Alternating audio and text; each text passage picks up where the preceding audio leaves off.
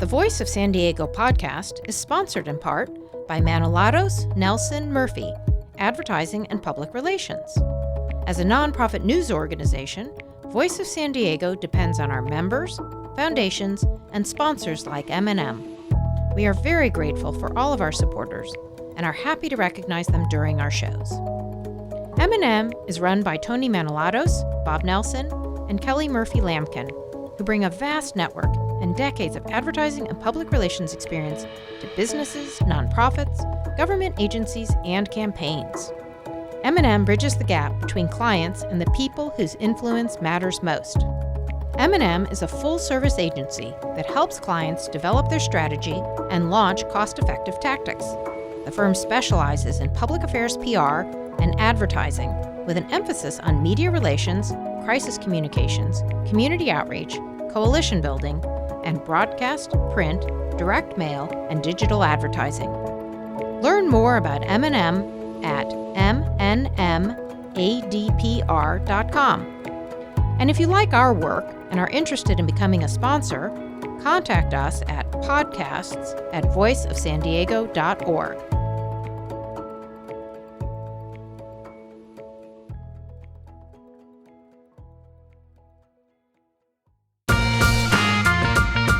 Welcome to the Voice of San Diego podcast, where we make sense of local politics, schools, housing, public safety, the civic issues that impact the life of a San Diego resident. We break it down so you can understand it and make educated decisions. Everything that goes into our investigative reporting, the journalists, public records requests, the data crunching, and this very show depends on the support of people like you because we're a nonprofit news organization. Enjoy the show. Welcome to those of you listening on News Radio 600 Kogo. My name is Scott Lewis, and I'm here with my friend Andrew Keatts. What's up, my man? How are you, brother? Feeling great. Glad to be back. Missed it. Feels right. Feels right to be in this chair again, back in the saddle. There's something wrong with the East Coast, right? Just got to get out of there. Yeah, it is. It does remind you when you go there that, like, why they don't take us seriously. Yeah. The fact that we wake up when they're going to lunch, I need to be reminded like once a year that as long as that is the case, we will never be considered serious to the people who live there. And that is just the way it is. Yeah. And they can deny it, but get them in a moment of honesty, give them a and that's the heart of it. It's just the time. As long as you jerks are 3 hours behind us, you might as well be in another country. Well, we've got a good show. We have Bryan Pease. He's a prominent animal rights activist, environmental lawyer, and candidate for District 2 City Council. We had some virtue signaling in while he was here. Kinsey, our podcast chief, was talking about how much of a vegetarian she's been for like 10 days or something. Things really devolved. When I chew meat, she was like, when I chew meat, I chew really lightly. She goes, I do go to SeaWorld, but when I go, I deliver a stern explanation of things to my child. Kinsey is being very demonstrative here as she records us. Kinsey. She's brought some order to our podcasts, and she's really into it. And on that note, we have actually a bit of news. We took a page from some national counterparts and have created the Voice of San Diego Podcasts Facebook group, and that's VOSD Podcasts. You can search for it on Facebook at Voice of San Diego Podcasts. The URL is facebook.com/VOSD Podcasts.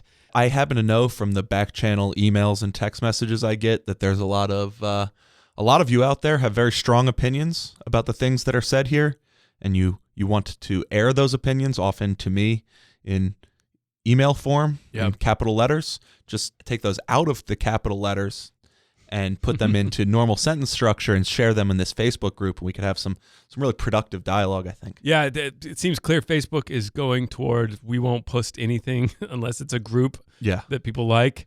So fine, we're in. So we're continuing to chase that squirrel. Yeah, and also, this is where we can share some great dad jokes because now Andy's producing them too, and so we've got a whole. Did I mention that portfolio started of them. happening like when I got to the hospital when we were in labor? I was like started saying dad jokes. I looked. I was like, what is happening? It's just part of you. It's just great. part of me now. But seriously, we are gonna we'll post some videos in there from the interviews as they happen. We'll give you a little sneak peek on that. We'll maybe talk to you a little bit about some guests. One other thing that I'd like to do, and I think the Facebook group is a good opportunity to do this at some point in the future.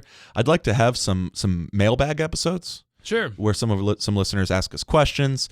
So this could be a good forum for that. If you have something that you've noticed about the world of San Diego and you've wondered why it is that way, you can ask us, and we'll do our best to give you an uninformed response. Other bit of news: Andy and I are also putting out a politics report every Sunday now while Sarah Libby's out, and that's great. We've been having a lot of fun with it. And this week, I made a couple of points about things that the mayor of San Diego, Mayor Kevin Faulconer, left out of his State of the City speech, and we're going to talk about that speech. But it all came together, and the mayor wants to come on the podcast. We're going to have a special podcast episode with him.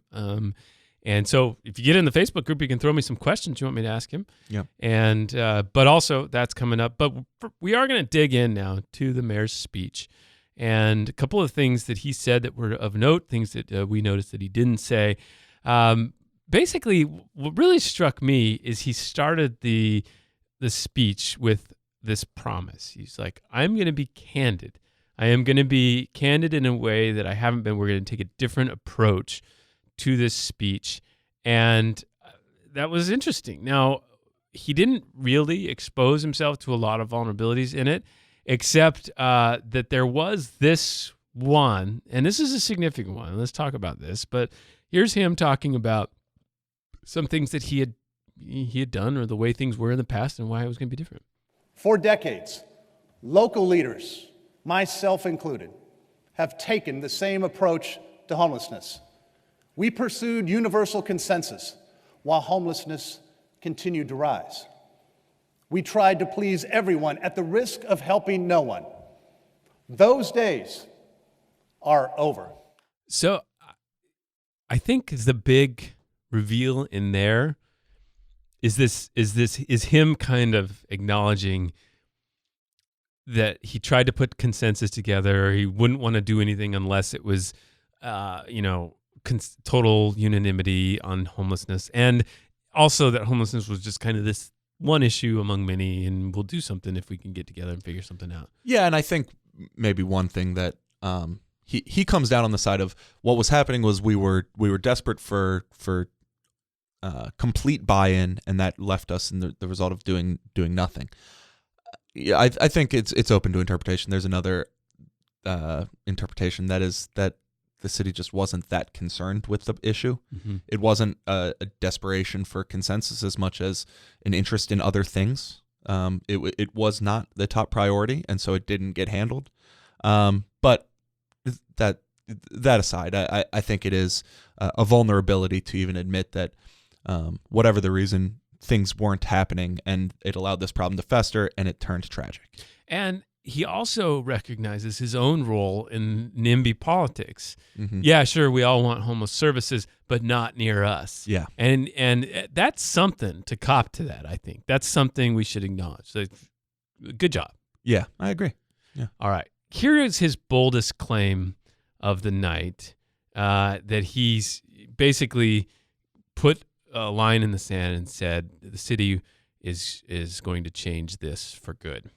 America's finest city will no longer tolerate the use of a sidewalk, a riverbed, or a tarp as a home. That's a marker. That's putting a marker down. Yeah. Right.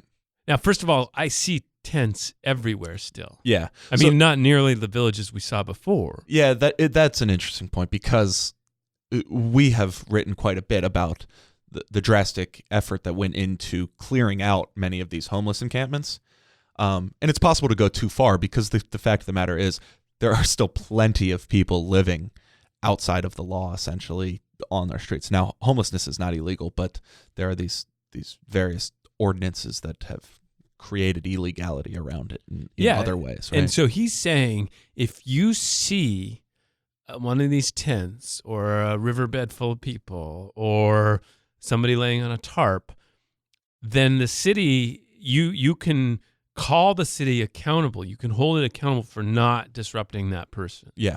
And the other side of this is if they cannot do that, there must be somewhere for them to go. And now we have these 3 large temporary, or these semi-permanent, I guess is better than temporary, these semi-permanent facilities where people can live, which, I think it's fair to say at this point, those are, in practice, the result of those is allowing this sort of reaction, allowing the city to force people off of the streets and into those facilities instead. Yeah. Because we still don't have anywhere near the amount of permanent housing that would be required to give them something suitable that way. But this is the first time I've seen him articulate the vision of the stick side of this equation. There's been a lot of talk about building these tents and getting people into supports and stuff. This is the first time he has stepped up and articulated what the other side of the equation is, which is that there is a massive sweep going on, a true clear them out attitude. And this is him really directly owning that too. Yeah, I agree. All right. Another interesting part of this, related in a way to homelessness, I have personally never seen or heard this before. I've covered housing and real estate in some way for a long time. Housing prices are something that people who own homes care deeply about. Here is Kevin Faulconer talking about housing prices in a way I have never seen a mayor or a politician in San Diego talk about them. California's housing crisis affects us all. The neighborhood barber, the mechanic down the street, the barista at your favorite coffee shop. All San Diegans are paying more to rent an apartment or buy a home, leaving less money for basics like buying groceries or filling a prescription. The median price for a home in San Diego is shattering records, and experts warn that rising housing costs pose a significant threat to our economy. And so what I mean there is to have the mayor of the city say that your home values are going up and that's a bad thing is really interesting to me. I mean, I remember being really upset with real estate stories and news stories in the past where it was unquestionably a good thing, like housing hits a new great high, people are stoked or something. It was like good news, Yeah, housing never, prices and up. I would just get really frustrated because I'm like, that hurts people who don't own homes, right? Well, there's always been an uncomfortable balance there. That is one way it manifests. The other is when public officials say, we need to get housing prices under control. We need to do something to suppress the increasing home values. I always think, I actually happen to agree with you. Yeah. But have we done the other side of this and recognized that lots of people don't feel that way? Lots of people have their retirement tied up in their home value, and they want it to go as high as possible. Yeah, no, I'll never forget. I was at a press conference with the Chamber of Commerce. Yeah. And it was like 2006 or something. And they were like, we got to bring home values into line. We have to make it affordable to buy. And I asked a question. I'm like, so you're saying people's home values need to go down? And they're like, oh, no. Yeah. Well, it's like, yes. No, you don't understand. Yeah. And I think this is, and we talk about this a little bit with Bryan Pease, there's this like, everybody wants everything in housing. Yes. They want it to be affordable. They want it to be a good investment. They want it to be accessible. They don't want it near them. It's all housing, unlike so many other issues, is so easy to cater to your own perspective, right? Right. It's like it's so complex that it's hard to cut through that. Yeah, maybe said another way, it's one issue that puts in stark relief the often contrast between your selfish interests and what you might feel is best for a broad policy. Right. And it's easy to do that because we live in these different neighborhoods that feel so far apart, right? Yeah. It's easy to manifest your perspective on. You remember when we gave Ed Harris, a former city councilman and current leader of the lifeguards union, and remember he made that point. He's like, we should just build housing where people want it, or we should build density, where in the southeastern San Diego. Yeah, where exactly. And it's easy. It's easy to do that because it comes so naturally to people. Like, even though that's a borderline racist thing to say, that it's we want it here, but the poor people over there can have it. We don't want it here. They can have it. Yeah. But it's like it is easy to do that. It's because it's so easy to talk to your neighbors that way. And so, drawing it back to the speech here, I mean, yeah, that's a mayor saying housing prices need to stop rising so quickly. Yeah, and then I don't know. Now you're talking about a Chamber of Commerce event in 2006, so maybe this isn't true. The housing price run up in the last few years that I've been in the city has, by my way of viewing things, not actually been treated like that much of a good thing.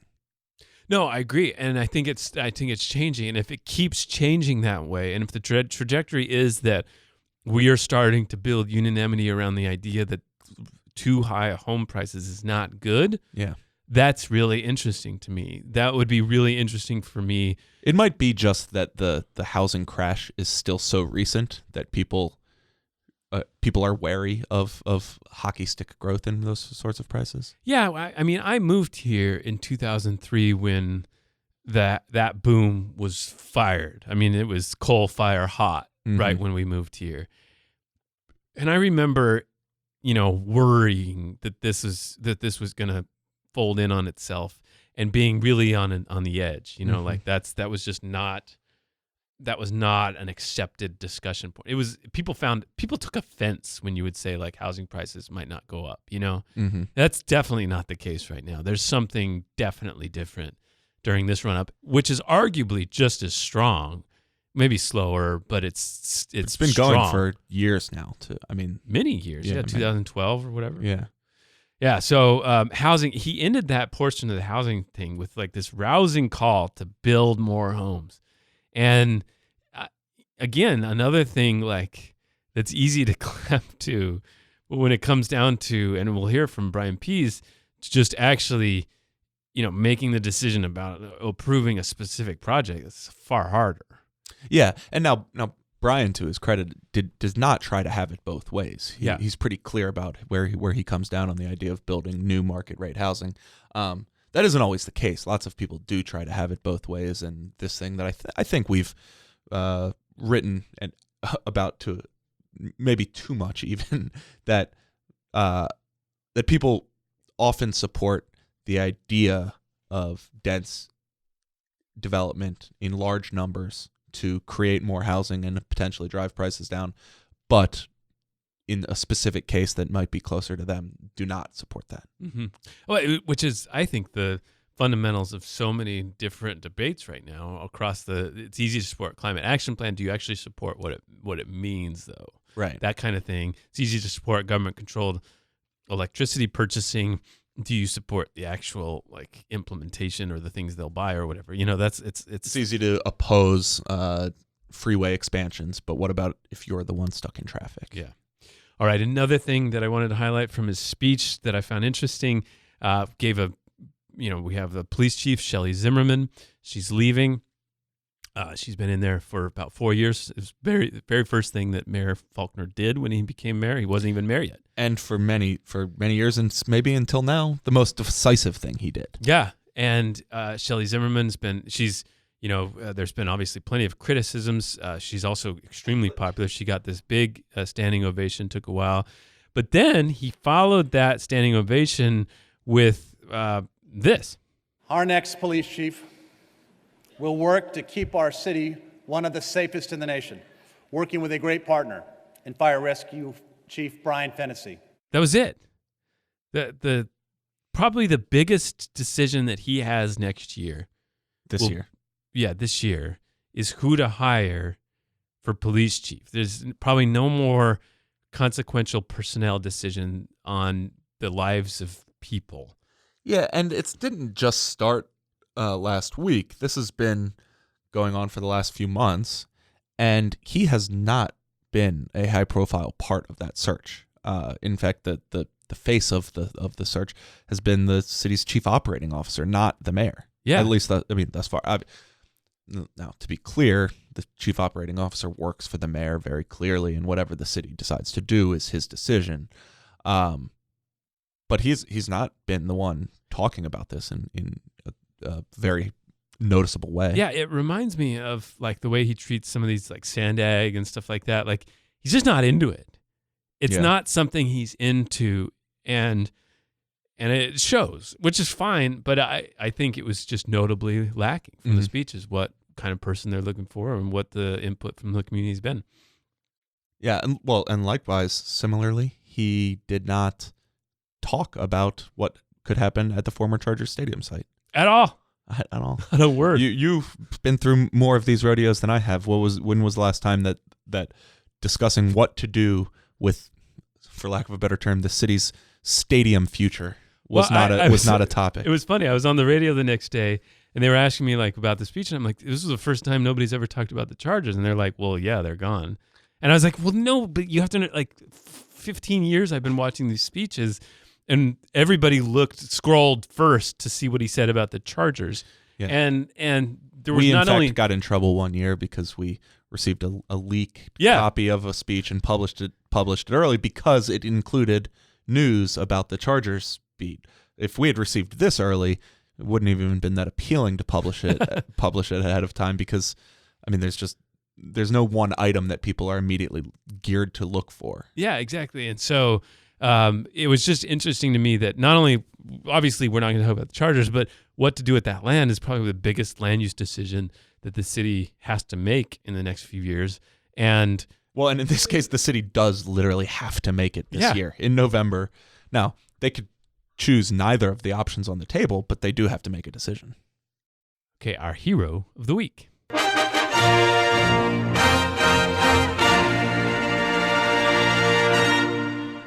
This goes to David Hilton. He's a geochemist at the Scripps Institute of Oceanography who passed away recently. He was he's one of these key minds in San Diego that I think the region is incredibly lucky to have, and maybe we don't talk about enough. He had written over 100 peer-reviewed papers, which had been cited some 6,000 times.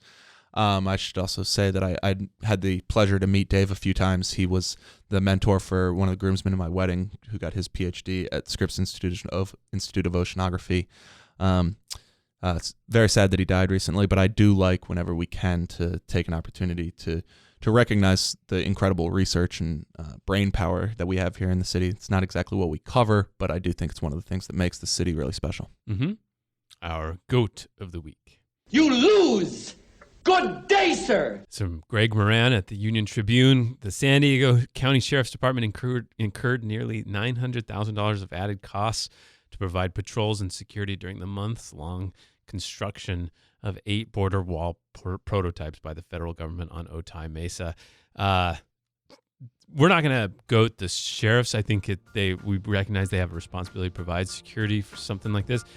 But the federal government, for sticking this on us for this symbolic tryst, it's just weird, and we don't like it, and pay us back. Yeah, it's absurd. We pay $1 million to protect eight slabs of concrete. So there's been the Voice of San Diego on podcast. Stay tuned for Bryan Pease. He is running for Council District 2. And again, go to that Facebook group and let us know what you think.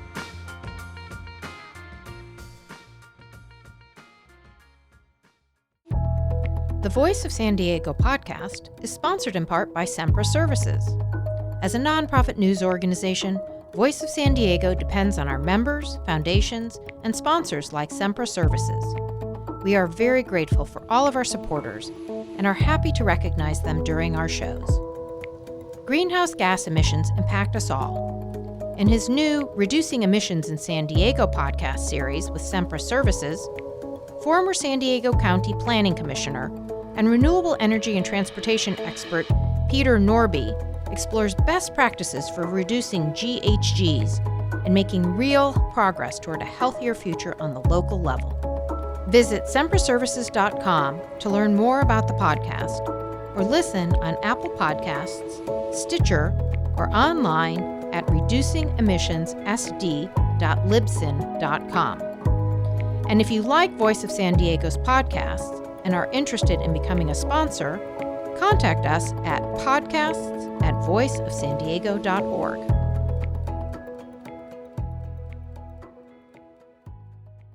Okay, we are joined in the Great Voice San Diego podcast studio. Bryan Pease. He is a candidate for the District 2 City Council election, also an environmental attorney.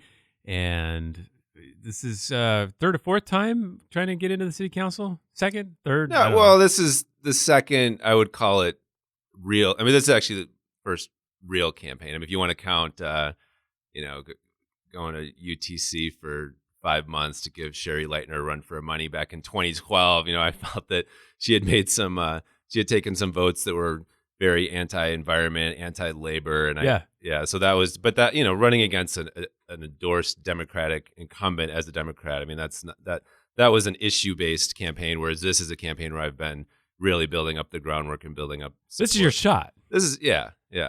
So I mean, like last 2016, you ran for city attorney, but you were kind of the vent for that race. You were like the fun guy at Bryan. the debate. Bryan actually gave me a fantastic metaphor for his view of that race at the time. Was that he viewed it as a Tarantino movie, and all the other Democrats would shoot each other, and he'd be the one standing there alone at the end.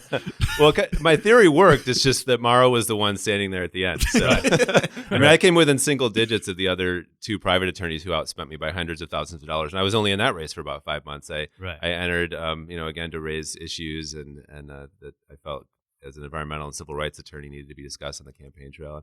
Actually, I really enjoyed that campaign. I got to like all those the candidates, and it's they're very smart and had good things to say, and so that was a good time. But this this city council race it's a serious campaign. I've been in the campaign for about a year now. I've racked up some good endorsements. I've been doing some real fundraising and just running a real conventional campaign as opposed to an issue campaign that's kind of short-lived, and this is a real campaign. Yeah, let's get into that, but just to keep establishing who you are. So what was it? Was it Michael Zucchet or somebody who told us like this guy's for real this time? Yeah. Yeah. Did he told us that? Something. Yeah, something. Yeah, I think.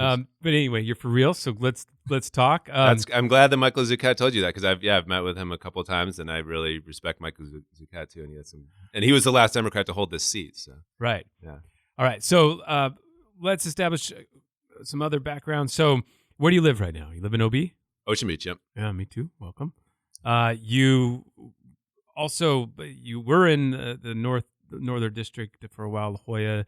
Now back. That was I literally moved up there for 5 months for the purposes of that campaign. Okay. But Ocean Beach is my community, and that's where I live. And you're best known in many ways for your work for animal welfare, right? So tell us about where that started and how that came about.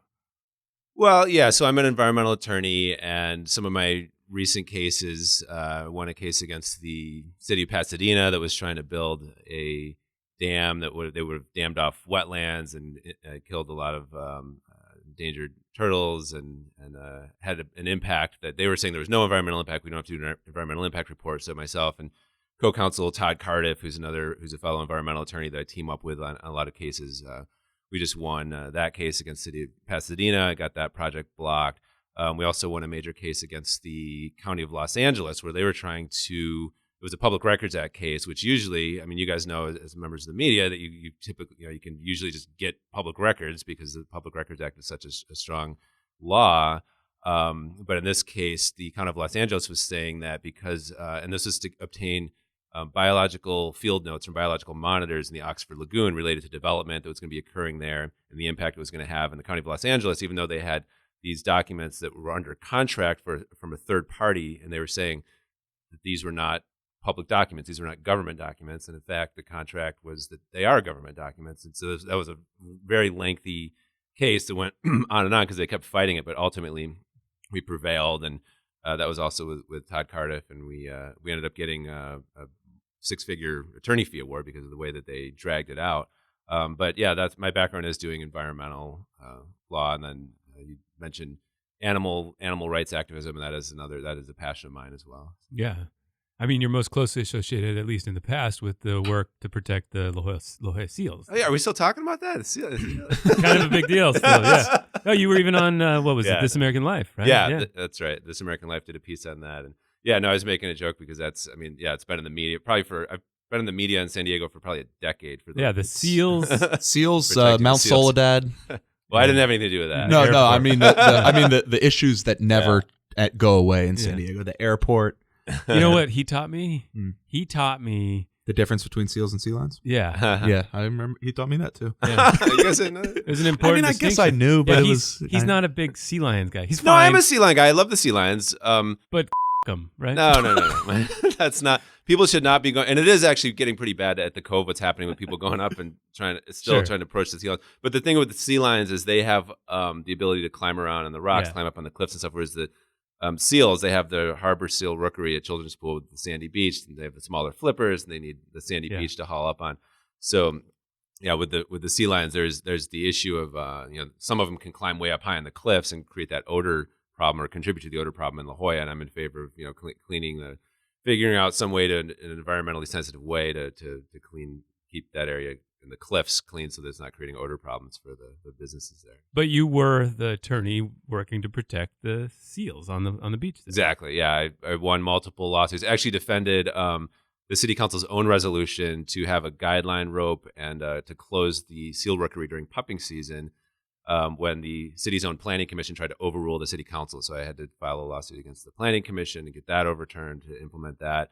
And prior to that, there'd been all this talk about dredging the beach, getting rid of the seals. And I went into federal court and used the Marine Mammal Protection Act and the express preemption of the Marine Mammal Protection Act to say, like, a state court judge can't order the city to disperse, have bulldozers down there and disperse the seals and dredge out the beach. So I got that blocked. And then in the meantime, the state legislature passed legislation that updated this 1931 land trust, which had said that it was a bathing pool for children, among other uses. They just added Marine Mammal Park to that so that the city could have discretion to have the seals be there instead of swimming year round. Right. So you speak seal, basically. Yeah. All right. So you are running now. Yeah, this is an important race for it. Now, to establish further, do you have the kind of like wealth that can handle this sort of thing? Like, did you make enough money in environmental attorney to now dedicate yourself to public service kind of thing? Well, I'm not wealthy, but the thing about public interest cases in California is that they are fee shifting cases. So I can charge my full hourly rate when I win cases against government agencies and corporations that are violating people's rights or violating environmental laws. And so, all of my clients are nonprofits or activists or low income individuals, and I make the other side pay the bill when I win. And so, that adds up. So I am going to be contributing. I've already contributed $10,000 to my own campaign. Which I'm putting my money where my mouth is. It's not a huge amount of money. Sure. I'll probably put a little bit more in, and then I've raised about $30,000 additionally from small contributions from activists and community members and advocates and fellow public interest attorneys. So that's my base. And getting in a city council race, it's not like a city-wide race or like a supervisor race where you have this huge area that you have to cover. I'm out there knocking on doors now every day. I've got volunteers out knocking on doors with me. So, we can reach the voters that we need to reach. And I don't have to raise a ton of money. I am going to raise the amount of money that I need to reach the voters. But it doesn't, you don't need to have millions of dollars to run for city council. So. Yeah, people don't go on TV for a city council race. Yeah, instance, exactly. Right. Yeah, you still have to have enough to know you're not going to starve when it's over and you don't win or something like that. Right? Oh yeah, or even when I do win and I'm only making $75,000 a year. So yeah, it's not it'll be a pay cut. Yeah, for sure. All right. So why do you want to be city council? Well, I'm working on one case at a time and solving issues one case at a time has it's fulfilling in the sense that I can benefit that particular client or a particular issue if I'm enforcing one aspect of a law, but there are policies that need to be implemented on a policy-wide basis that would benefit not only the environmental issues that we're talking about. There's also obviously a huge homelessness and housing crisis in San Diego, and the San Diego City Council has been really dragging its heels on implementing some very basic tenant protections and policies that other similarly situated cities have, and I want to see those policies implemented. I'm working with Build Better San Diego Coalition right now, which is a broad coalition of groups that works on different public interest issues. And my housing policy advisor, Parisa Ejeti Magsudi, has drafted a 10-point letter that some of us members of the coalition have been meeting with council members about. And so I've met personally along with members of the coalition, with the 5 Democratic council members so far and their staff to go over the points in these letters, because the issues that we're bringing up are certainly more likely to be implemented by Democratic representatives. And once we can get that 6th council seat, some of these things would really become a no-brainer.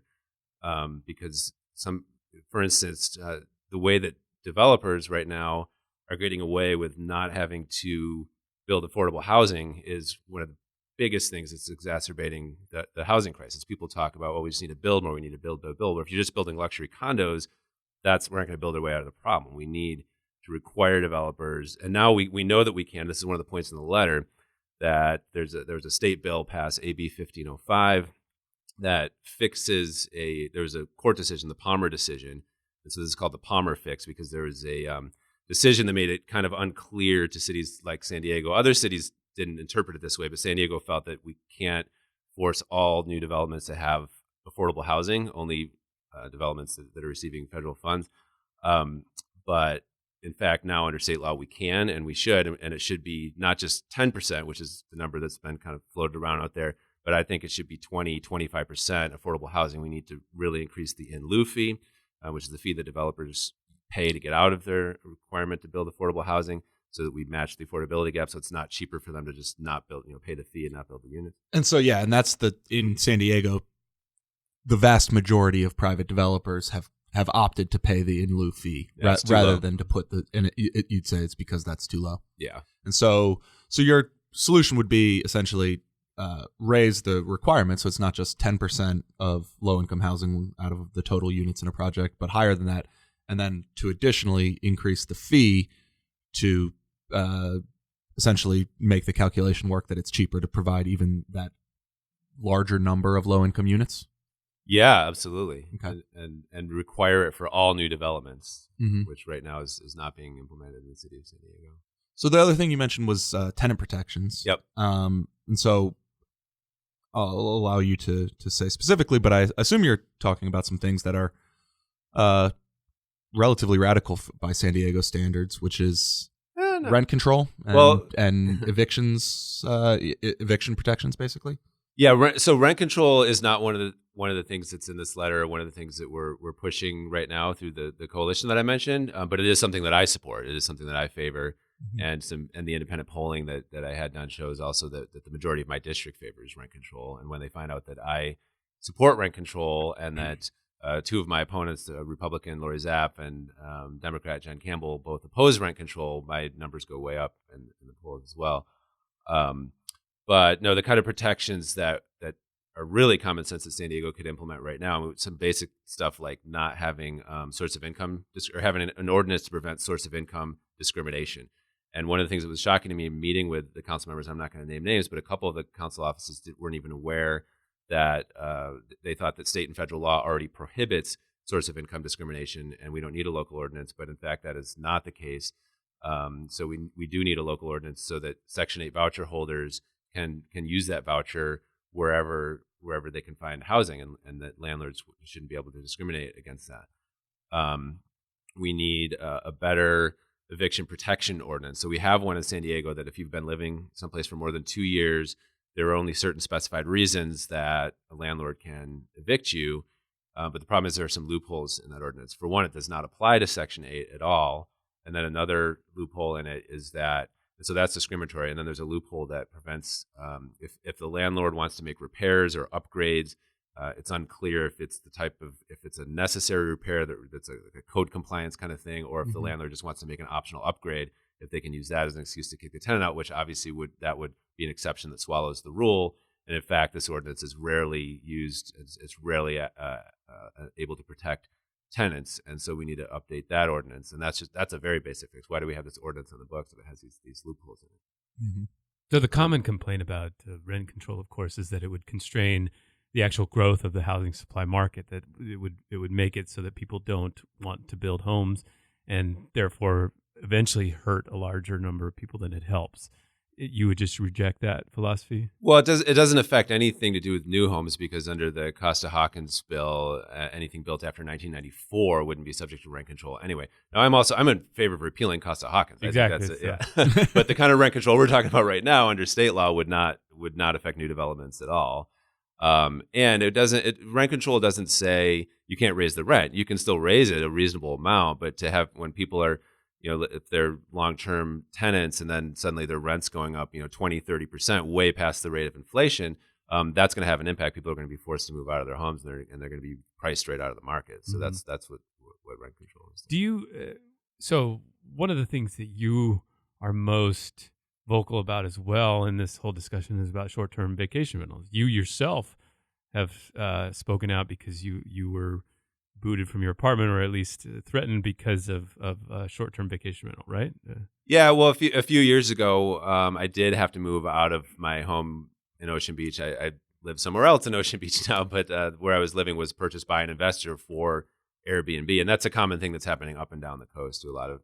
And actually, and that eviction protection ordinance that I mentioned, that was exactly the ordinance that the new owner, the exception that's in there, that's what they tried to rely on was the upgrades. And, nobody wants to face an unlawful detainer action and eviction action and defend that, because if you lose, then you've got an eviction action on your record. So myself and the other tenants, it was a duplex and there was a third unit in the back, moved out. We did take legal action afterwards for damages, but if we had a better just cause eviction ordinance or this eviction protection ordinance, then people could actually stay in their units and they could have an absolute defense to an unlawful detainer action if a landlord came in and wanted to kick them out for Airbnb or some other arbitrary reason. So over the last couple of years that the city council has kind of been puttering back and forth with a few different Airbnb vacation rental ordinance fix type things, where have you waded in on that? Where, on the Barbara Breeze plan, the Chris Ward plan, wherever the two shall meet? So Chris Ward's plan was awful, and it would have just opened the floodgates, and you could have had, everything we would just have completely, everything would be just basically signing the city over to Airbnb. Barbara Breeze plan was reasonable if it could actually be enforced, but the problem is once you create this framework where, it said something like people could have a whole home rental of Airbnb for up to 90 days per year. And how are you going to police that? How are you going to enforce it? It would also make it so that, and we're talking about in the residential zone. So in a commercial zone, you can do Airbnb all you want, but in residential communities, I think even the Barbara Bree plan would open the floodgates too much for Airbnb to just have these units that are just being used for Airbnb, and it would be difficult to police that. So my position is what Mara Elliott, our city attorney, has written in a memo that it's illegal under the current zoning code and in the residential zone, and that should be enforced. And that's my blank. position. So what about all the existing ones in PB or whatever? They're illegal. They're operating illegally. Clear them out. Yeah. And if it needs to be clarified legally, clarify it as a total ban. Well, and let's just be clear about what we're talking about. If somebody wants to rent out a room in their home and it's owner occupied, that's nobody's against that. Your But whole for home. the whole home rentals, that's illegal, and it should stop. And those should be rental units that are open up on the market. And is that so? On the two ends of that discussion are the housing supply issue and then the sort of disruptive neighborhood environment issue. So which of those is most important to you? Both. They're both equally important because people that live near Airbnbs have a lot of complaints about it. I actually, at OB Town Council, I met a couple of folks who were had been sued by an Airbnb that was next to them, and they had been calling in noise. So the people that lived next to the Airbnb had been calling in noise complaints and calling the police when there were these wild parties, and they actually filed a couple of small claims court actions against the Airbnb owner. And then the Airbnb owner turned around and sued them and made it into a whole superior court case, suing them simply for the act of having filed small claims court actions and called the police. So it's suing them for completely protected activity. And in California, we have the SLAPP law, which is the Strategic Litigation Against Public Participation law. Attorneys love this law if somebody's sued for free speech or protected activity because there's automatic attorney's fees. So I represented them pro bono. Even though I have a full caseload and I'm running for city council, this was a case where I knew I could easily get this case thrown out. So I went in, I got it thrown out. and filed a motion for attorney's fees. The motion for attorney's fees is being heard tomorrow, so I'm probably going to get a fee award tomorrow in that particular case. But yeah, I mean, the people are constantly being disrupted by Airbnb, and then there is this lack of supply. But I want to be clear that just because sometimes people will say, well, if we just make these units rental units, that's going to solve that's going to help solve the impact on the lack of affordable housing. That's not necessarily the case, because it's just because you open up these units doesn't mean they're going to be affordable. We still need to make sure that we are getting back to creating more affordable housing. And you look at issues like getting back to Section 8 voucher holders. San Diego Housing Commission is relying on 2015 rent levels to give out housing vouchers today. And this is another thing that when we were meeting with council members, the Housing Commission is giving misinformation to the council members and their staff, and they're saying, "Oh no, we're using," so this was the last meeting we had was in December, and one of the council offices said, "No, we just talked to them, and they're using 2017. They've updated to 2017." But when you look at on the Housing Commission's website and you look at the date at the bottom says 2017, but the actual rent levels for the vouchers that they're giving out, they're relying on the same rent levels from 2015. Now, they did just update it a few weeks ago for 2018, but they're still hundreds of dollars below national standards. And in 10 zip codes, they're still using 2015 rent levels. And so this has the impact of, first of all, there'd be 10,000 units on the market right now, 10,000 units that folks with Section 8 vouchers would be able to access if the Housing Commission would actually raise their voucher amounts by a few $100s, because they're a few $100s below what it actually costs. So what does this mean in practice? If you are a Section 8 voucher holder and you're trying to find a unit, you're not able to find a unit because the units are hundreds of dollars more, and you're forced to live in segregated, low income, low opportunity neighborhoods. So this is a segregation issue too. It's something that the Obama administration directed San Diego, along with 22 other municipalities, to use small area fair market rents in determining voucher amounts, so that if you are trying to find housing in a zip code where the prices are a little higher, you should get a higher voucher, and that would decrease segregation. San Diego is one of the most segregated cities in the country, and a lot of voucher holders, because of historical inequities, are minorities, and they're being forced to continue to live in these areas that have lower opportunities. And we could fix that right now if the Housing Commission would update its just simply update the amount that they're giving folks for their housing vouchers. Do you think that? So we had Jordan Bean, one of your rivals for the seat, and he was talking about needing to build a lot of housing. And he even mentioned a few spots in District 2. Do you think building can help solve the housing supply and affordable housing supply issue in your district? No, not at all. At all? Not zero. Unless you're requiring affordable housing. If you're not building affordable housing, then you're building market rate housing. Then there's more places for people to live who can afford it. But you're still not solving the affordability problem, and you're not solving the problem with people. I mean, people right maybe not now, on the coast, but it would free up those homes that those people move into, right? You're talking about building market rate. Building so somewhere far away, and then people are going to move. No. If you build homes anywhere, then the people who move into them will free up other homes, and it's like a chain.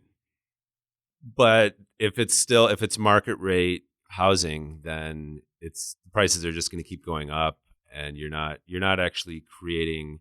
So, I mean, people right now could be just a couple of bad events away from becoming homeless. I mean, it's people are barely able to pay rents as they are. So if by building more market rate housing, that doesn't solve the problem, because you're just creating more housing that people can come, move from other cities or wherever they're moving from that can afford to pay that rent. But you're not solving the affordability problem. You're not solving the problem for low income housing either. So. Does District 2 have enough housing? Well, we need more density. We need more infill development. Yeah, you don't really feel that, do you? But it's again back to affordable housing. So when you say is there enough, you can't. If we're building affordable, I'm all for building more affordable housing, but just building more housing in general, that doesn't get us. So you would oppose all market rate housing? No, I would want 20-25% affordable housing On-site. On-site in any new development, or pay the in-lieu fee, but make it be enough of an in-lieu fee that it's actually that money can be used to actually build affordable housing. So, like, let's talk in specifics in your district. One plan that's probably likely to come forward this year before whoever is elected in this race takes the seat, but things have been delayed before. Maybe it'll be delayed again. The Morena Boulevard corridor is going through a zoning change. Yeah. And specifically, there's a site at one of the new trolley stops in Linda Vista, right where the Toys R Us is right now. Jerome's Toys R Us, right at Tecolote. And so the proposal working its way through the city that's supported by the private developer that the property owners there have brought in for that plan is to build some relatively dense housing, some significantly taller buildings than are there right now, to provide some 3,000 homes around that trolley stop. To read between the lines, you're saying that would be fine. No, that would not be fine. So what I would have said, and feel free you can correct me at length in a second, but that it would be fine to provide housing that's that dense, so long as the requirements for affordable housing on site were so high that 25% of that 3,000 new homes was locked into people below a certain income level.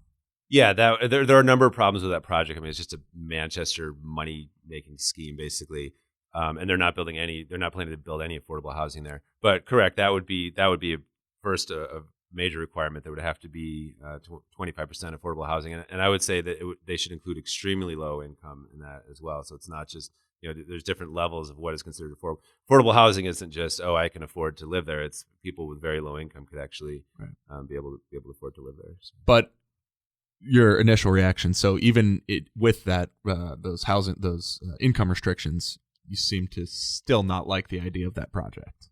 There are definitely some other issues with the project, such as. Well, I mean the idea. So they picked that particular spot because of the fact that it's a land deal. I mean, this is Jerome's in Manchester. They've got the developers are they want to come in. They want to build this massive project that's gonna block that is a view corridor there for folks that live in that area, and you have retired firemen, school teachers, people that they can't afford to live in La Jolla. They live there, and that's their view. And if you have if you start talking about 90 or 120 foot buildings, we don't want to become have skyscrapers right there. And then you've got the fact that it's by a trolley stop. That's true, but the impact on traffic is still going to be a massive impact on traffic. There's no parking being provided for. So the idea that all of these people that are being put right there are going to suddenly start riding the trolley, we need to look at that more and make sure that we're actually making whole neighborhoods walkable, public transit oriented, and not just think that we're going to build a skyscraper next to a trolley stop and everybody's going to ride the trolley and that's going to work out okay. I think it's going to create massive congestion in that area, and that project, there's some major issues with that project. Well, another area that's always talked about with this is the Midway District Sports Arena area. The Midway Community Plan is going forward right now. There's a lot of people circling around the sports arena land. This is a giant city lease. Eventually could go out to some sort of bigger redevelopment of that whole area, the way that like Seaport Village or these other places are. What do you think should go there? Should it just stay as is? What's your vision for that? That it's a very crucial part of that district. Yeah, no, that's an interesting area too, because it's kind of this hodgepodge of sort of there's businesses, but then there's also kind of like a seedy aspect to it because there's strip clubs and there's kind of like there's just all this stuff going on, and it's also kind of there's weird traffic patterns. It's hard to get in and out of there and figure out. Yeah. Get the people out and then nuke it. But yes, it needs to be nuked. Well, yeah, I don't know about that, but we should do something. We need to do something. So. Something, but short of maybe nuclear warfare. Yeah. Sorry, that's a flippant thing to do. Yeah. But what do you think? You said it, not me. Yeah. So what do you think should be there? Do you think? Are you broadly in favor of the idea of redeveloping that area? Yeah, and I'm I'm in favor. And infill development is a big thing that we need to do, as long as it's affordable. If we're building affordable housing, building is good. But just building market rate housing that's not going to get us anywhere. So similarly, and this is not in your district, but if you were to advance past June, it would share the ballot with you. 2 proposals on the table for the former Chargers Stadium site, one Soccer City, one SDSU West. Do you like the idea of both of those, neither of those, one of those?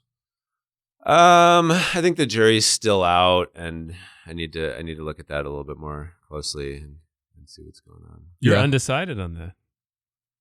Yeah, I need more information. I need to look at it some more. Okay. I don't have any strong feelings about it. Okay. Fair. All right. Well, so here is one thing that you do have a strong feeling on, which is something you polled on. You sent us the results of a poll that you put together for this race, and one of the topics that you asked people about was their feelings on orca captivity, and your position versus your opponent's positions. And I'm interested, so let's say you were elected, you're in the city council now. What would you propose the city could do about orca captivity at SeaWorld? So let me be clear. I'm not proposing that the city council necessarily pass something on this. There's already been state law to address. There's not going to be any more breeding of captive orcas, and SeaWorld has. I would call it greenwashing. I mean, they've ended the sort of circus-like tricks that are done with the shows, and they have a more kind of natural seeming environment. But the orcas are still in tanks that are very small for a large marine mammal like that would swim hundreds of miles. And many people have seen the documentary Blackfish. It was aired on CNN over and over and over, and some folks in San Diego are familiar with it too. So, I mean, the point of me inserting that question in the poll is I was curious what people, because there is kind of this media narrative now that it's okay to go to SeaWorld. I don't believe that. Do people really think that? I don't know. Let's find out. We found out that actually the majority of folks in the district still are against orca captivity. But the reason I asked that with respect to the incumbent, Lori Zapp, is that Lori has been an advocate for humane issues on certain issues. I actually worked with her on a puppy mill ordinance ban pet for stores, San Diego. Right? Yeah, but then I was shocked at a Coastal Commission meeting. What was it, a couple years ago, when this whole issue was being discussed, whether SeaWorld is going to be able to expand or not. They wanted to breed more captive orcas and increase orca captivity, and Lori Zapp was there to support that project. And then when the Coastal Commission said you can expand, but with the condition that you don't breed any more captive orcas, Lori Zapp actually encouraged the Coastal Commission to sue, or rather the other way around, encouraged SeaWorld to sue the Coastal Commission and said that they had exceeded their authority. And so that to me, that first of all, it's an inhumane position, and then you're encouraged. It's a whole host of things. You're encouraging SeaWorld to file a frivolous lawsuit against the Coastal Commission. And I was wondering, what if voters were aware of that, would it have an impact? And the poll actually showed that people are less likely to vote for Lori Zapp, knowing that she favors orca captivity. So that was something interesting. Yeah, we had that humorous exchange on Twitter about it, where you said that she's wrong on orcas, and so what you're saying is this is a principle signal that you need to highlight as a wrong sort of principle that she has, but you're not actually saying the city council is going to pursue this, or you would push the city council to pursue some sort of restriction on SeaWorld. Yeah, I would certainly be in favor of it if there is a proposal. You need to talk to the biologists about this. Is there what is the most humane thing that you can do with orcas that are in captivity now? And I would be in favor of that. But Lori Zapp apparently is not in favor of any. Well, ostensibly, what you would say is they need to be released to some sort of sea pen, right? That's an idea that's been put out there. Would you support that in like Mission Bay or in the ocean nearby?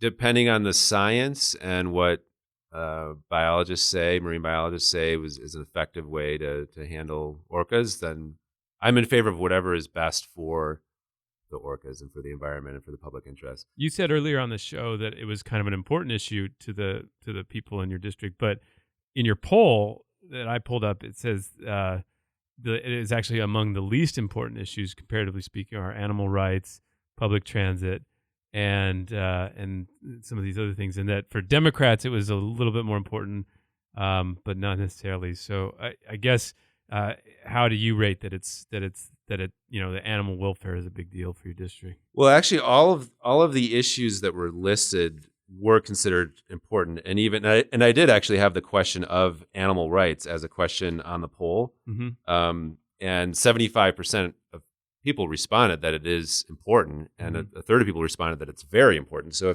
if you have an issue that 75% of voters think is important, that's something that all politicians should be paying attention to.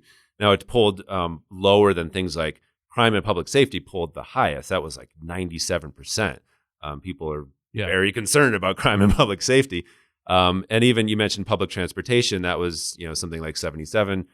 That's still very high. I mean, if people and look at the environment and homeless issues, I think it was in the high 80s or something like that. So and housing affordability. So all of the issues that I pulled on, people did think were important. So yeah, I thought the public safety number was quite high too. There was a big event at the OB Town Council the other night. Were you there? I was not able to be there because I'm an elected delegate on the San Diego Democratic Central Committee. Oh. And so we had our bi-monthly meeting was that same night. And it was actually supposed to be a District 2 forum, not a forum, but a candidate. And the candidates were there and they were going to do an endorsement vote. But the night before, the Central area, which is the area caucus for the Central Committee, had their endorsement forum and was supposed to make a recommendation to the Central Committee.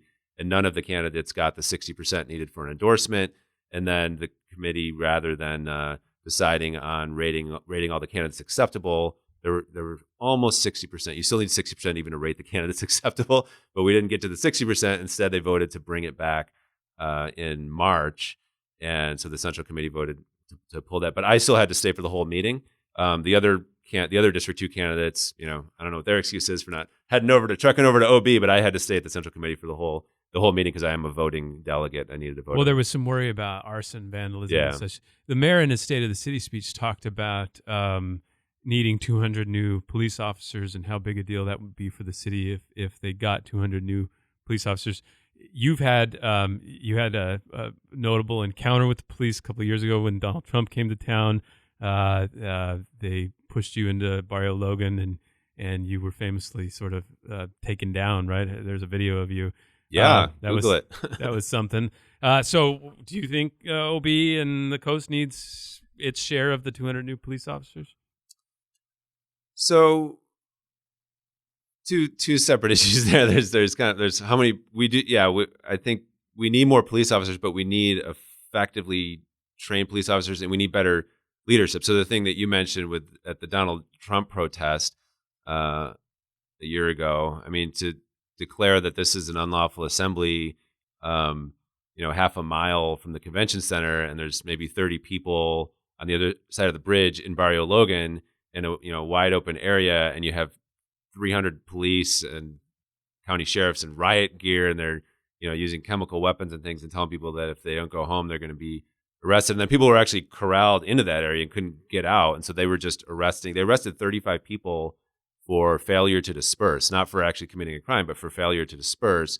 And no charges were filed. And I was one of those people. Just I was walking backwards, saying to the police, "How far backwards or how far back are you going to force everybody to march?" But what they were doing, had been trained to do, was march forward in this riot police formation, and then have certain officers rush out from the phalanx and tackle anybody that wasn't moving quickly enough, and that included myself. So they were just tackling people and arresting people, and so that kind of thing. I mean, I'm a civil rights attorney. We can't have people's free speech rights being abridged like that. We saw the same thing happen during Occupy, where people were not given, that people were falsely arrested to shut these protests down, and I would be very critical of that kind of activity on the city council. So we've talked a lot about the policy that you would bring to the city council. Getting a little bit into the politics here, you seemed to breach the topic a minute ago about the Democratic Central Committee and whether they would endorse one candidate or whether all candidates would be deemed acceptable.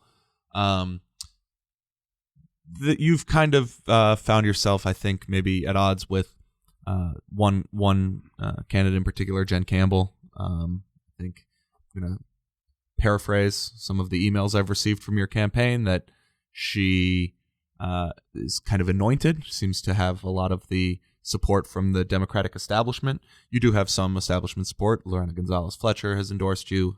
Former City Councilwoman Marty Emerald has endorsed you. What is it that's going on within the party between you and Jen Campbell, and what is it that you continue to make an issue of it? Well, it did look like it was headed in the direction of an endorsement for Jen Campbell. She does have some of the electeds who are supporting her have votes on the Central Committee, and there are other delegates that have a lot of influence on the Central Committee that were supporting her. But she didn't come anything close to the 60% at the Central Area Caucus on Monday, and then the full Central Committee voted to delay it. So I don't see an endorsement coming out of this. I think that the candidates are just going to be rated acceptable, and we'll get to have an open primary without the Democratic Party telling people how to vote. And that might be more acceptable for the party this election than it was, say, 4 years ago, because no one can win in June. Exactly. So when elections could be decided in June, it was suddenly very important for the party to coalesce around one candidate, so that there wasn't a split vote, so that the Republican could win outright. Yeah.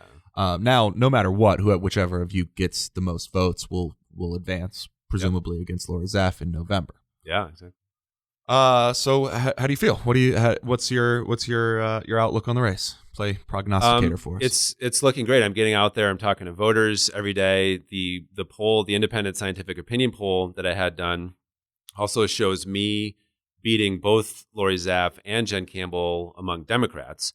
Now, overall, there are about 2/3 of voters who are undecided. So you've got about 1/3 of the overall voters who say they're going to vote for Lori Zaff. Remember, she's the only Republican, and the district is, it's probably about, registered Republicans, it's like 38%, but then you also have a good chunk of independents who split, again, more towards the Democratic side, but there's still a good chunk of Republicans in there as well. So the fact that only 1/3 right now are saying they're going to vote for Lori Zaff and 2/3 are undecided, the majority of that 2/3 is going to go to a Democrat in November. So if I'm coming through the primary in June, it looks like I'm going to be the one to come through the primary in June, because when you ask voters, would you vote for environmental attorney Bryan Pease or city council member Lori Zaff, without telling the party designation, which is not going to be on the ballot, I come in, again, I beat Lori Zaff, and whereas Lori Zaff beats Jen Campbell just among Democrats.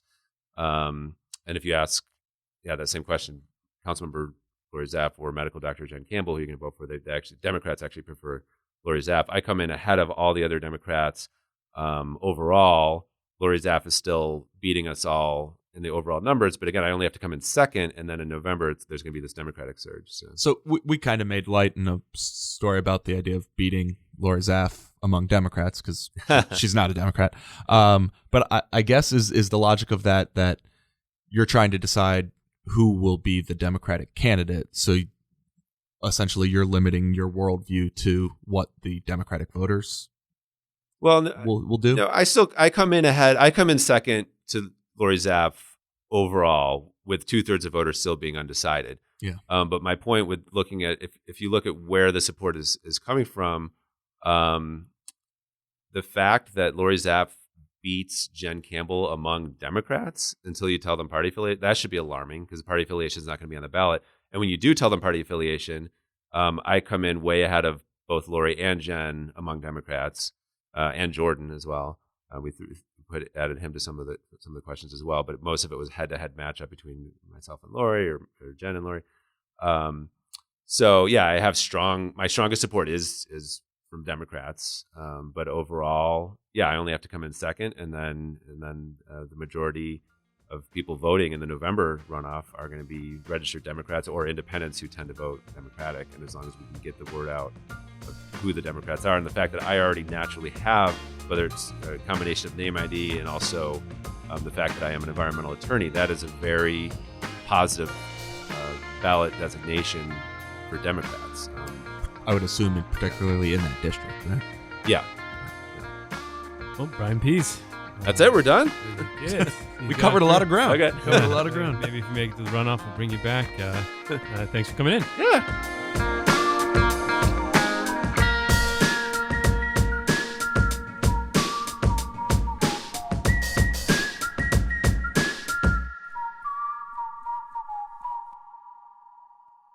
The Voice of San Diego podcast is part of the Voice of San Diego podcast network.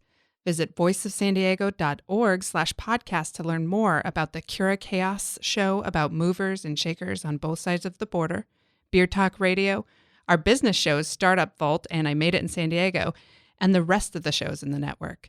If you like the show, go to voiceofsandiego.org and click the donate button. Or if you'd like to sponsor it, contact me at kinsey@vosd.org. That's KINSEE@vosd.org.